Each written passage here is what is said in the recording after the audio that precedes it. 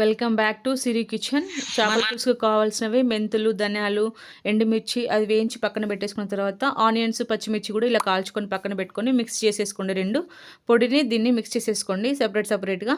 So ఇప్పుడు oil పెట్టేసుకొని మనం ఆ ముద్దను అనేది వేసేసి ఆయిల్లో వేసేసి దాన్ని మంచి గోల్డెన్ కలర్లో వచ్చేంత వరకు ఫ్రై చేసిన తర్వాత ఒక టేబుల్ స్పూన్ అల్లం వెల్లుల్లి పేస్ట్ వేసేసుకొని మిక్స్ చేసేసుకోండి. నేను ఒక కేజీన్నర వేస్తున్నాను కాబట్టి ఒక పెద్ద టమాటోస్ కట్ చేసేసి వేసుకున్నాను. ఎవరికి తగ్గట్టుగా వాళ్ళకి ఉప్పు కారం తగ్గట్టుగా వేసేసుకొని మనకు చింతపండు పులుసు అనేది వేసేసుకోవాలి. క్వాంటిటీ తగ్గట్టుగా మనం వాటర్ వేసేసుకోవాలి. వేసేసుకున్న తర్వాత బాగా మసులుతున్న టైంలో మనం పొడి చేసుకున్న పొడిని ఆఫ్ వేసేసుకుందాం.